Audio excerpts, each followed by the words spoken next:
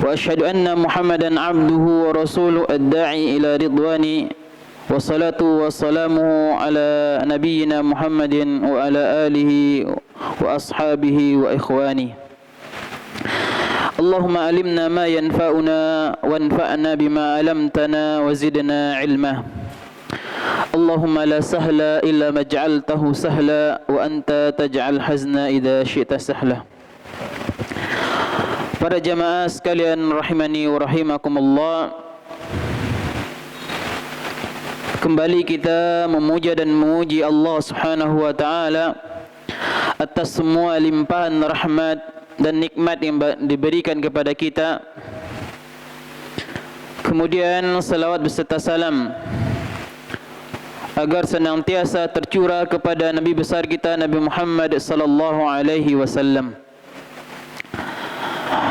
Kembali Allah pertemukan kita membahas kitab Arba'in Nawawi karya Syekh Abu Zakaria Yahya bin Sharaf An-Nawawi rahimahullah, yang mana dalam kitab ini beliau menukilkan sekitar 42 hadis yang memenuhi syarat jawami'ul kalim. Ya. Apa itu jawami'ul kalim? Perkataan yang singkat atau pendek akan tetapi memiliki makna yang sangat mendalam. Dan kitab Arba'in ini adalah 42 hadis. Ini adalah inti sarinya Islam berada di dalam 42 hadis ini. Dan barang siapa yang telah menyelesaikan dan memahami 42 hadis ini, maka insya-Allah dia akan mengetahui bagaimana indahnya Islam, bagaimana Islam sebenarnya. Alhamdulillah, pada pertemuan yang sebelumnya kita telah menyelesaikan hadis yang ke-19, yang mana hadis ini diriwayatkan oleh sahabat Abdullah bin Abbas,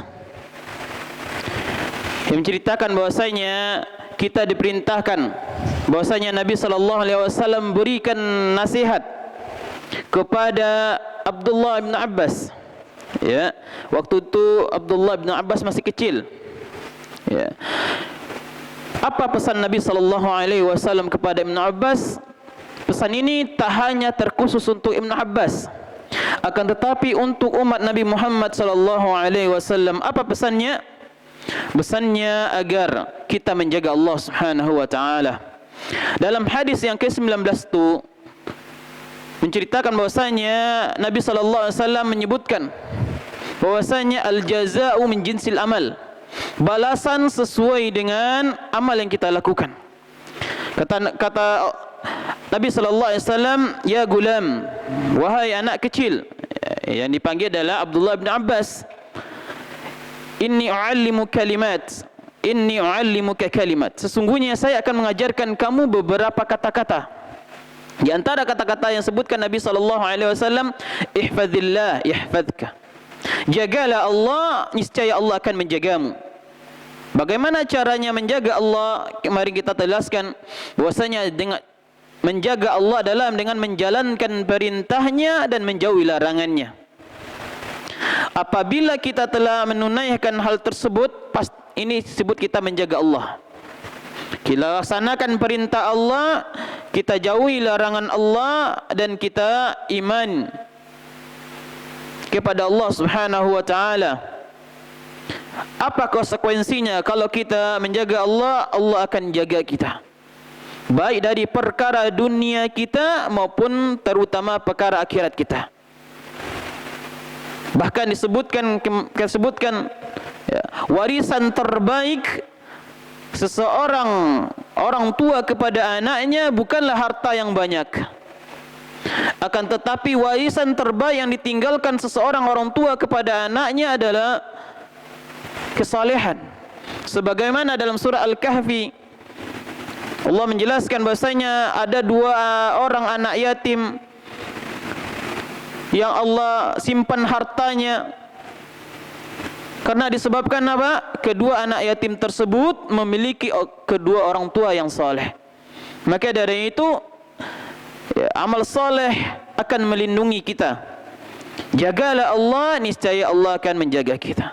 Kemudian juga Nabi SAW mengingatkan kita agar apa?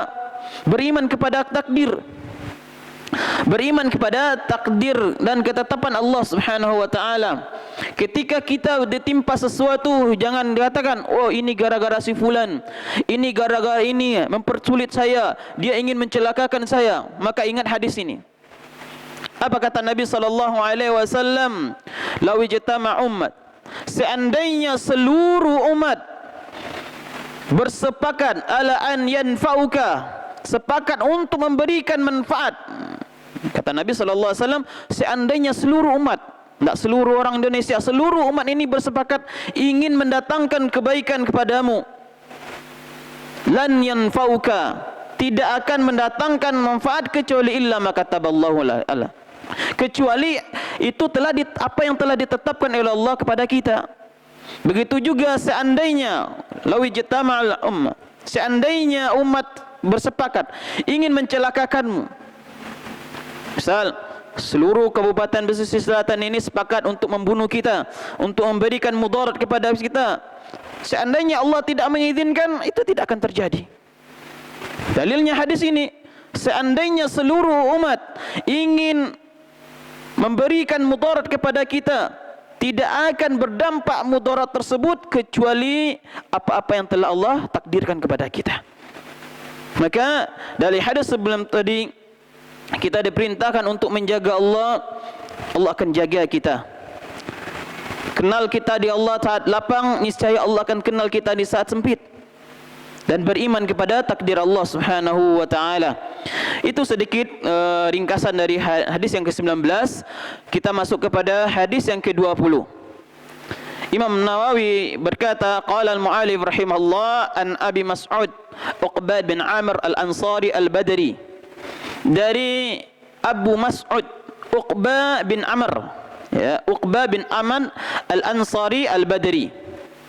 Qala Rasulullah sallallahu alaihi wasallam, beliau berkata bahwasanya Rasulullah sallallahu alaihi wasallam bersabda, inna mimma adrakan nas min kalamin nubuwatil ula, sesungguhnya di antara perkataan kenabian terdahulu yang kita ketahui, ya, idza lam tastahi fasna' ma syi'ta, ya, apa perkataan kenabian orang terdahulu yang disampaikan oleh Nabi sallallahu alaihi wasallam, ini perkataannya, idza lam tastahi fasna' ma syi'ta, jika engkau tidak merasa malu maka berbuatlah sesukamu. Hadis ini diriwayatkan oleh Imam Bukhari.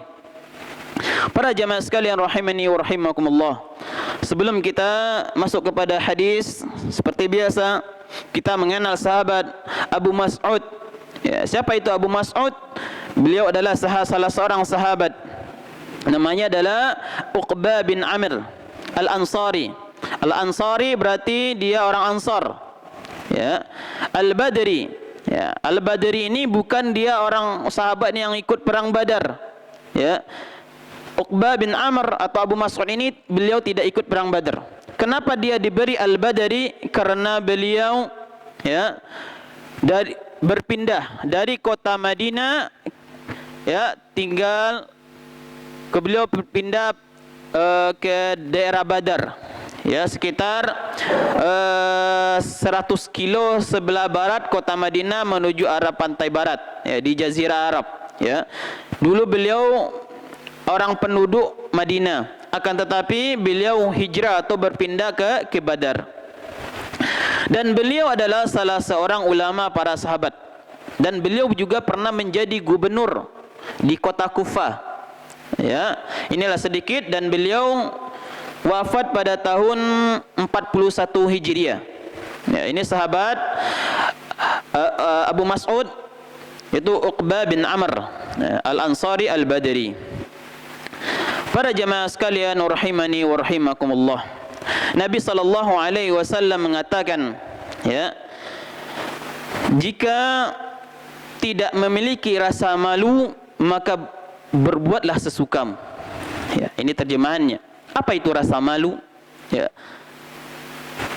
Sebagian ulama mendefinisikan, ya, ada Imam Ibnu Qayyim Ya. Rasa malu adalah suatu kata yang mencakup perbuatan menjauhi segala yang dibenci. Ya. Dan Imam Nuqayyim mengatakan malu berasal dari kata haya, hidup. Ya. Dan ada pendapat bahwasanya malu berasal dari kata al-ahya, yaitu hujan. Akan tetapi kesimpulan definisi ini adalah bahwasanya malu adalah akhlak atau perangai yang mendorong seseorang untuk meninggalkan perbuatan-perbuatan yang buruk dan tercela. Ya, malu adalah akhlak atau perangai yang mendorong seseorang untuk meninggalkan perbuatan-perbuatan yang buruk dan tercela, sehingga mampu menghalangi seseorang dari melakukan dosa dan maksiat. Ya. Dengan malu dia akan mampu menghalangi seseorang dari perbuatan dosa dan maksiat dan sikap lalai. Nah, inilah definisi malu. Kemudian ada beberapa keutamaan sifat malu. Ya. Dalam hadis ini ya, yang pertama adalah malu pada hakikatnya akan mendatangkan kebaikan. Ini keutamaan malu, ya. Orang yang memiliki sifat malu, ya, orang yang berhias diri dengan sifat malu, dia akan senantiasa mendapatkan kebaikan dan terjauh dari sifat-sifat hina. Sebagaimana yang disabdakan oleh Nabi sallallahu alaihi wasallam, al-haya'u la ya'ti illa bi khair. Kata Nabi sallallahu alaihi wasallam, malu itu tidak mendatangkan sesuatu melainkan kebaikan semata-mata. Dalam riwayat lainnya disebutkan juga al-haya'u khairun kullu. Ya. Dan riwayat lain mengatakan bahwasanya malu itu kebaikan seluruhnya. Ya. Inilah salah satu keutamaan sifat malu. Jika seseorang memiliki sifat malu, maka dia akan senantiasa berada dalam kebaikan. Dan Nabi sallallahu alaihi wasallam, suri tauladan kita, junjungan kita, beliau adalah orang yang paling pemalu. Bahkan disebutkan dalam sebuah riwayat hadis bahwasanya Nabi sallallahu alaihi wasallam lebih pemalu daripada gadis yang sedang dipingit.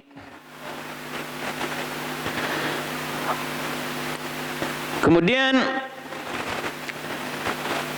yang kedua adalah keutamaan malu adalah cabang keimanan. Malu merupakan salah satu dari cabang keimanan. Sebagaimana hadis yang masyhur di tengah kita, yang sering kita dengar, bahwasanya iman itu bercabang-cabang. Ya, Rasul sallallahu alaihi wasallam mengatakan al-iman bid'un aw sab'una aw sittuna syu'bah. Ya, iman itu memiliki 70 atau 60 cabang. Fa afdaluha qaulu la ilaha illallah, dan paling tertinggi, yang paling afdal adalah kalimat la ilaha illallah. Wa adnaha imatatul adza 'anit tariq. Ya. Iman yang paling terendah adalah menyingkirkan gangguan di jalan. Dan Nabi sallallahu alaihi wasallam menyebutkan wal haya'u syu'batun minal iman. Sedangkan rasa malu merupakan bagian dari iman. Ya. Maka dalam hadis ini menggambarkan kepada kita, semakin kuat keimanan seseorang, maka rasa malunya semakin kuat juga. Kenapa? Malu adalah merupakan cabang dari keimanan. Kemudian yang ketiga adalah keutamaan sifat malu adalah Allah Subhanahu wa taala cinta kepada orang-orang yang malu. Ya, sebagaimana Nabi sallallahu alaihi wasallam bersabda, innallaha azza wa jal hayyun sitirun yuhibbul haya. sesungguhnya Allah Azza wa Jal Maha Pemalu, ya, Maha Penutupi, dan Dia mencintai rasa malu dan ketertutupan. Fa idza ightasala ahadukum falyastatir. Maka apabila salah seorang kalian ingin mandi, hendaklah dia menutup dirinya.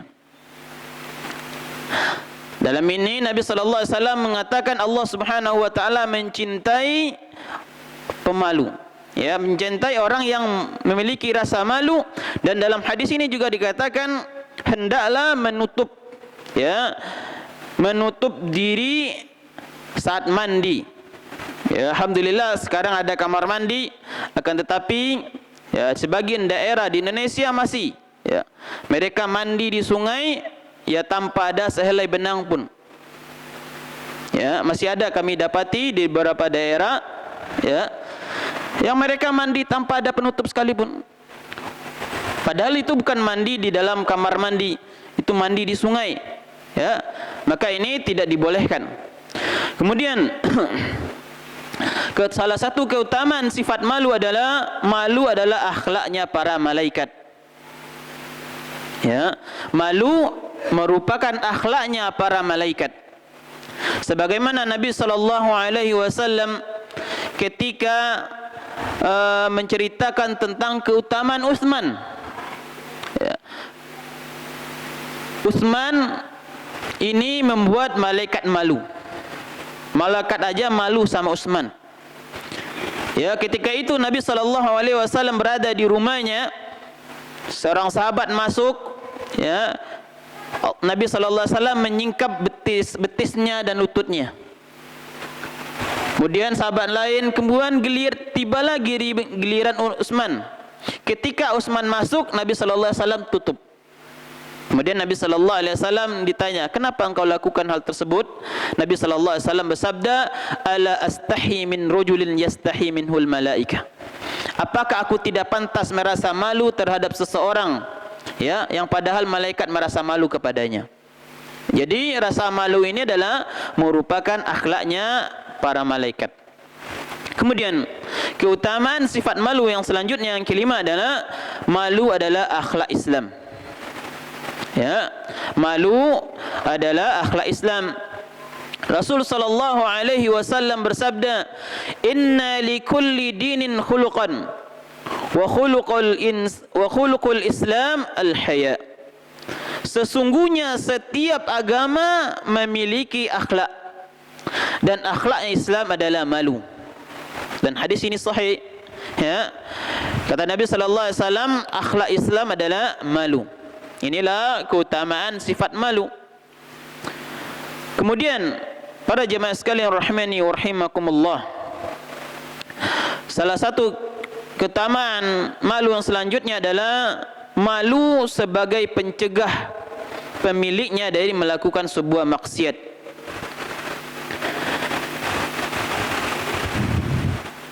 Ya, ada beberapa seorang sahabat radhiyallahu anhu, ya, mengecam saudaranya dalam masalah malu, dan ia berkata kepada, sesungguhnya aku malu merugikanmu. Kemudian Rasul sallallahu alaihi wasallam bersabda, da' innaul haya minal iman. Ya. Ada sahabat yang kesal terhadap sahabat yang lainnya, dia memiliki rasa malu. Ya, kan, tetapi Nabi sallallahu alaihi wasallam mengingatkan, ya, tinggalkan dia, sesungguhnya rasa malu tersebut adalah bagian dari iman. Kemudian Abu Ubaid Al-Hawari rahimahullah, beliau mengatakan maknanya bahwasanya orang itu berhenti dari perbuatan maksiat karena rasa malu, sehingga rasa malu itu seperti iman yang mencegah antara dia dengan perbuatan maksiat. Maka dari itu, rasa malu adalah benteng seseorang agar terhindar dari maksiat. Kemudian ada juga keutamaan rasa malu, ya. Malu senantiasa seiring dengan iman, Bila salah satunya tercabut, hilang yang lainnya. Rasa malu dan iman ini saling beriringan. Apabila imannya berkurang, rasa malunya akan berkurang. Apalagi hilang. Ya, apabila hilang rasa malunya, pasti imannya hilang. Kedua hal ini tidak bisa dipisahkan. Dia saling bergandengan. Sebagaimana Nabi SAW mengatakan, al-haya'u wal iman qarina jami'an, fa idza rufi'a ahaduhuma rufi'al akhar. Malu dan iman senantiasa bersama. Apabila salah satunya dicabut, maka hilang yang lainnya. Hal ini menunjukkan, ya, rasa malu dan iman saling bergandengan. Jadi kalau ada orang yang ngaku dirinya beriman, akan tetapi tidak memiliki rasa malu, maka dipertanyakan keimanannya. Ya, maka dipertanyakan keimanan, karena Nabi SAW menggambarkan rasa malu itu ibaratkan dia selalu bersama, selalu berdua. Seandainya satu hilang, maka hilang yang satunya.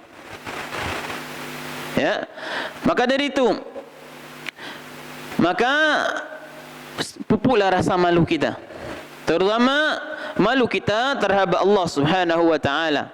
Ya, rasa malu ini akan menambah kecintaan dan ketaatan kita kepada Allah Subhanahu wa taala. Rasa malu akan mendatangkan ketaatan. Bagaimana tidak? Kita hadirkan bagaimana rahmat dan nikmat Allah berikan kepada kita. Apakah tidak malu kita gunakan nikmat ini kepada maksiat yang diberikan? Apakah tidak malu kita kepada Allah yang selalu memberikan kita nikmat, lalu kita bermaksiat kepadanya? Maka ini adalah hilangnya rasa malu. Kalau seseorang hilang rasa malunya, maka imannya juga akan hilang. Maka penting. Kemudian, malu merupakan warisan para nabi terdahulu. Sebagaimana yang disebutkan tadi, inna mimma adrakan nas min kalamin nubuwah. Sesungguhnya, ya, kami dapati perkataan manusia dan kenabian adalah, jika engkau tidak memiliki rasa malu, maka berbuatlah sesukamu. Ya, malu adalah warisan para nabi-nabi kita yang terdahulu. Dan sifat malu ini senantiasa terpuji. Kemudian para jamaah sekalian rahimani wa rahimakumullah,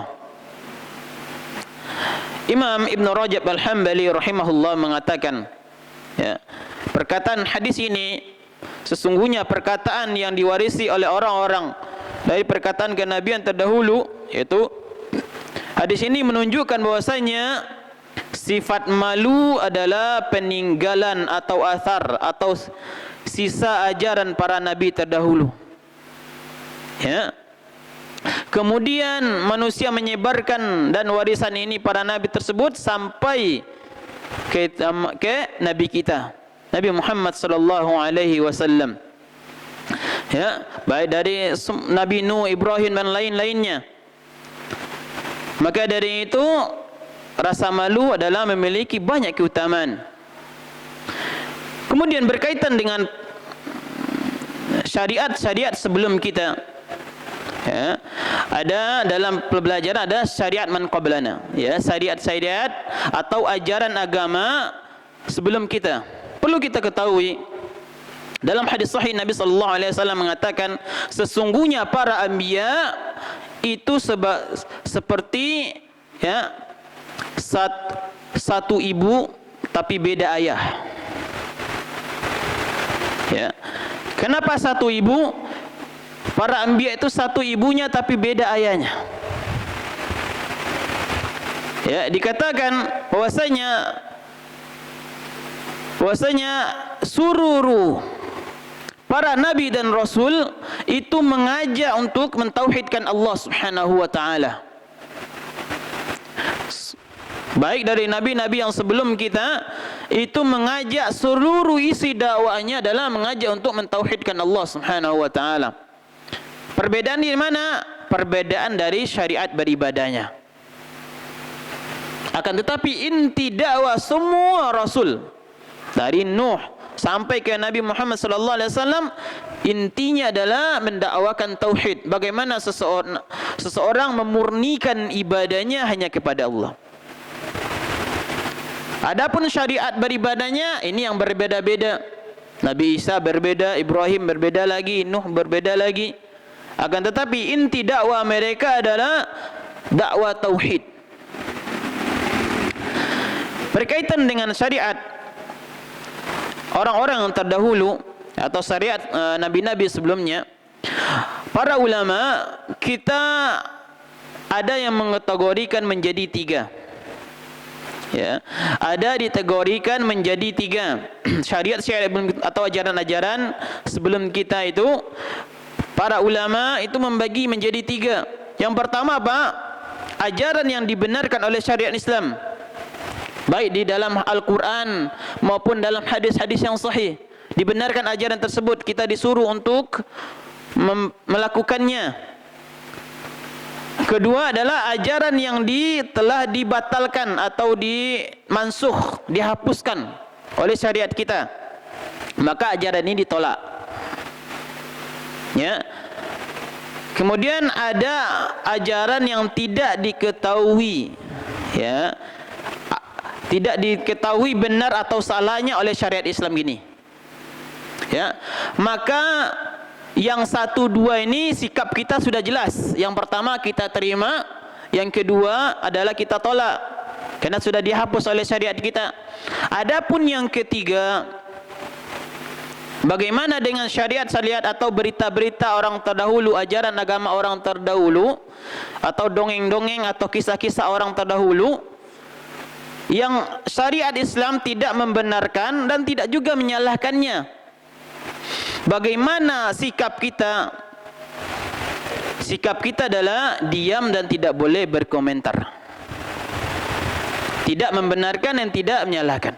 Sikap kita diam dan tidak boleh berkomentar. Ya. Hal ini dijelaskan oleh Syekh Shalih Utsaimin dan ulama-ulama yang lainnya.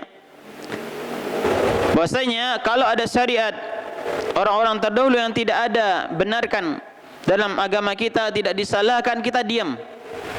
Dan ini tidak bisa dijalilkan, yang nomor tiga ini tidak bisa dijadikan dalil dalam beribadah. Kenapa? Kita disuruh untuk diam dan tidak berkomentar apa-apa. Karena Nabi sallallahu alaihi wasallam mengatakan, ya, jika ada maka jangan dibenarkan dan jangan disalahkan. Ini syariat orang-orang sebelum kita. Ada kisah-kisah Israiliyat, ya, atau dikenal dengan Israiliyat, cerita-cerita yang Israiliyat, maka itu tidak kita benarkan dan tidak kita salahkan. Sikap kita adalah diam dan tidak berkomentar apa-apa. Kemudian Syekh Sa'ad bin Nasir bin Abdul Aziz, beliau mengatakan, ya, yang pertama ada dua macam jenisnya syariat. Syariat yang disebutkan oleh umat sebelum kita, semisal tidak dijadikan hukum karena tidak ada terpercaya dan pemberitaannya. Kemudian ada syariat yang disebutkan dalam Al-Quran dan Sunnah. Ya. Syariat-syariat orang yang terdahulu yang disebutkan dalam Al-Quran dan Sunnah. Bagaimana bentuknya? Ya, di sini ada, jika, ya, ada beberapa pendapat, ya, jika dihapus oleh syariat kita, maka kita tidak boleh dijadikan hukum. Kalau syariat tersebut sudah dinasakh atau dihapus oleh syariat kita, maka itu tidak boleh dijadikan hukum. Seperti disebutkan bahwasanya Nabi sallallahu alaihi wasallam dihalalkan ghanimah. Pada umat-umat yang terdahulu, ghanimah tidak dihalalkan.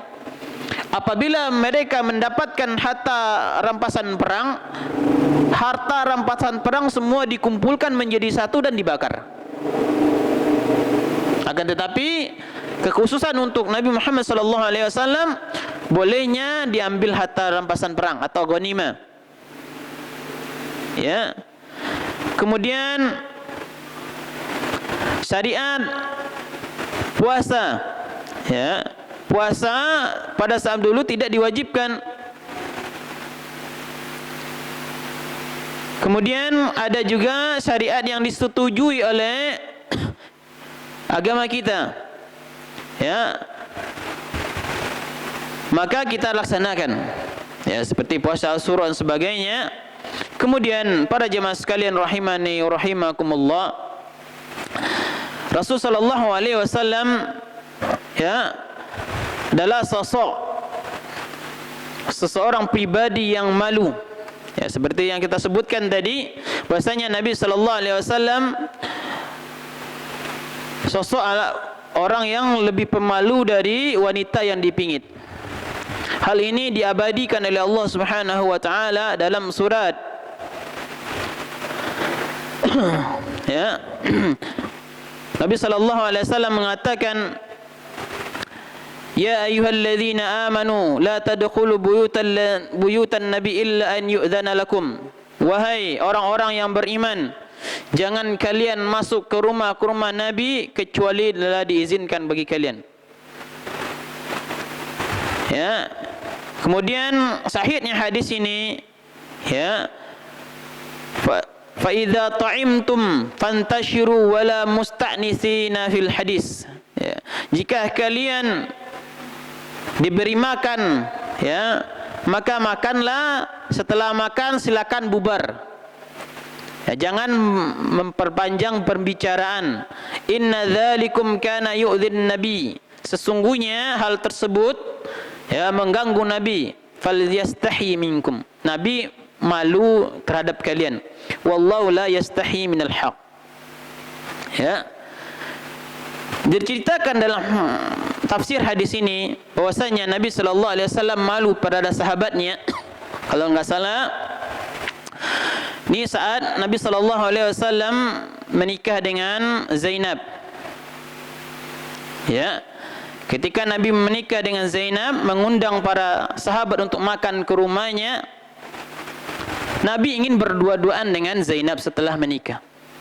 Akan tetapi para sahabat setelah makan, mereka perpanjang obrolan dan Nabi ingin menyuruh pulang, Nabi malu. Maka Allah Subhanahu wa taala menegurnya. Ya, Allah Subhanahu wa taala menegur tersebut, wallahu la yastahi minal haq. Sesungguhnya Allah tidak malu terhadap yang kebenaran. Kemudian begitu juga, ya, ada sebuah hadis dari Abu Sa'ad Al-Khudri radhiyallahu anhu bahwasanya Nabi sallallahu alaihi wasallam asyadda ayain min khada'in fil khidr. Ya. Nabi sallallahu alaihi wasallam lebih pemalu dari wanita yang dipingit. Ya. Kemudian berkaitan dengan malu ini, ya, ini adalah sifat yang sangat terpuji. Namun ada beberapa sifat malu yang tercela. Apa itu malu yang tercela? Malu untuk melaksanakan amal ma'ruf nahi munkar. Malu yang tercela adalah malu seseorang ketika dia malu belajar. Dapati dia usia sudah tua, kemudian dia, saya malu, sudah tua tidak bisa baca Al-Quran, saya malu belajar, malu sama anak-anak. Maka malu yang di sini adalah malu yang tercela. Kemudian malu melaksanakan perintah sunnah-sunnah Nabi sallallahu alaihi wasallam. Ketika Nabi sallallahu alaihi wasallam menganjurkan kita untuk bagi laki-laki celana di atas mata kaki dan memakai jenggot, maka seorang, kenapa enggak pakai jenggot? Malu dikatakan kambing. Malu, celana gantung kenapa? Habis orang kebanjiran sebagainya, dan banyak cacian lain, malu karena caci. Maka ini malu yang tercela. Kemudian bagi para wanita, Disyariatkan ketika keluar rumah menutup auratnya, memakai jilbab. Ya, ada orang yang malu memakai jilbab, maka malu di sini malu yang tercela. Atau dianjurkan pakai cadar. Ya. Kenapa malu? Kenapa enggak pakai cadar? Malu saya. Ya, maka ini malu yang tercela. Bayangkan para jamaah sekalian rahimani rahimakumullah. Orang yang keluar melihatkan pahanya dia tidak malu. Ya. Orang yang korupsi, ya, berzina dengan terang-terangan mereka tidak malu. Bagaimana dengan kita? Kita menjalankan sunnah Nabi sallallahu alaihi wasallam, kita menjalankan perintah Nabi sallallahu alaihi wasallam, apa kita juga malu? Ini malu yang tidak pada tempatnya. Maka ini malu yang tercela. Kemudian perkataan Nabi sallallahu alaihi wasallam, jika kalian tidak memiliki rasa malu, maka perbuatlah sesuka kalian. Apa makna hadis ini, perkataan ini? Ya, jika kalian tidak malu, silakan buat sesuka kalian. Para ulama, ya, memaknakan kalimat ini ada 3 makna. Ya. Makna ini mengandung, ya, perintah mengandung ancaman. Ibarat keluar kayaknya seperti perintah, akan tetapi maknanya seperti larangan. Ya. Seperti anak-anak, ya. Kalau anak-anak sudah sulit dilarang, biasanya orang tua atau bapak-bapak, ya, contoh ketika dilarang manjat pagar, ya, sering ditegur, kemudian panjatlah, maka mereka tidak akan makan paham. Makna panjat di sini adalah bukan makna perintah, tapi ancaman. Ya. Sebagaimana Allah Subhanahu wa taala mengatakan, "I'malu ma syi'tum, innahu bima ta'maluna basir." Dalam surah Fussilat, Allah Subhanahu wa taala mengatakan, ya, silakan perbuat seterah kalian yang kalian hendaki. Salah. Ya. Seterah kalian mau apa, perbuat seterah yang kalian inginkan. Innahu bima ta'maluna basir. Sesungguhnya dia melihat apa yang kau kerjakan. Apakah ayat ini menjadikan dalil kita boleh melakukan apa? Tidak. Ya. Ayat ini menunjukkan kepada kita, silakan kalian melakukan apa yang kalian inginkan, tapi ingat konsekuensinya. Ingat azab Allah. Ya, ini maksudnya. Ini makna hadis yang pertama, yaitu perintah yang mengandung arti larangan.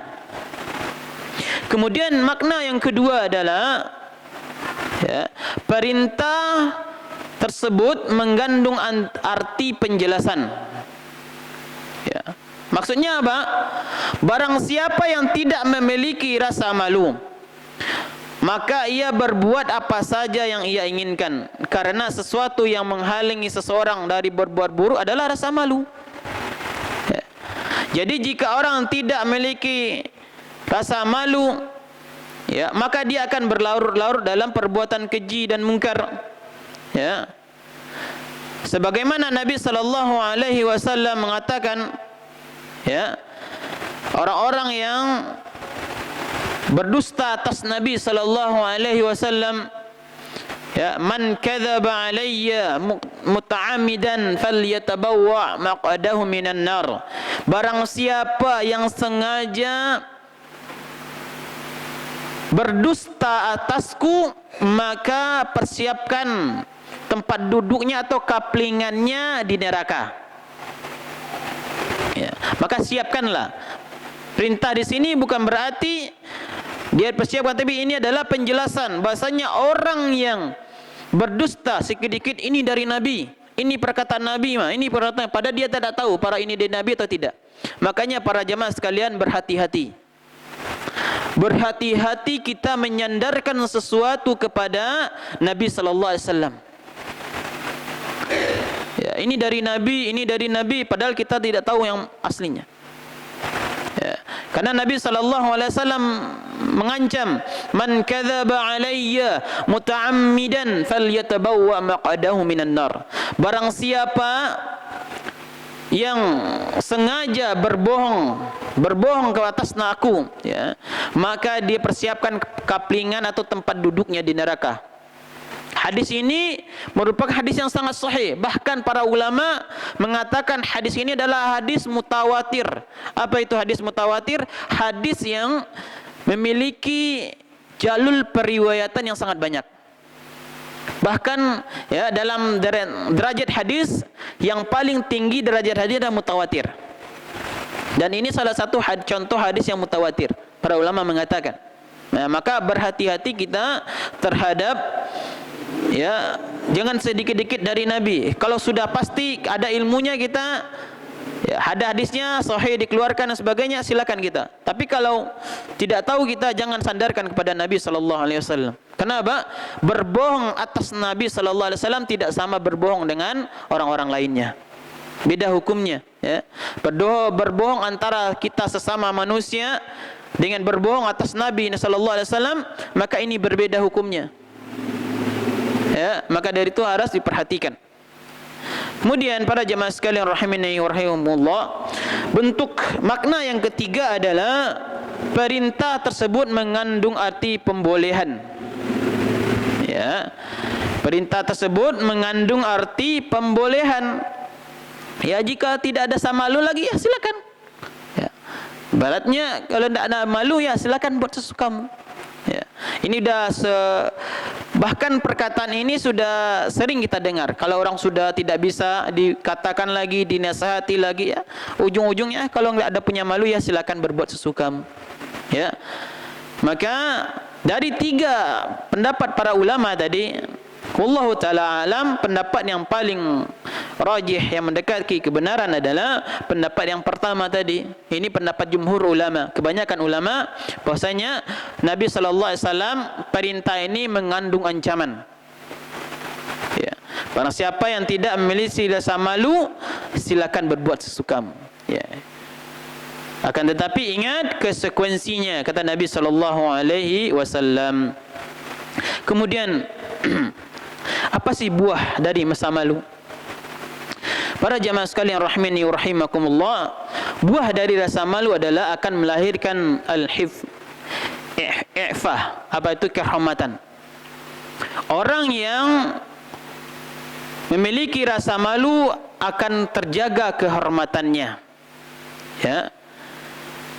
Siapa yang memiliki rasa malu sehingga mewarnai seluruh amalannya, niscaya akan timbul, ya, iffah, ya, al-iffah, yaitu rasa kehormatan. Inilah buah, ya.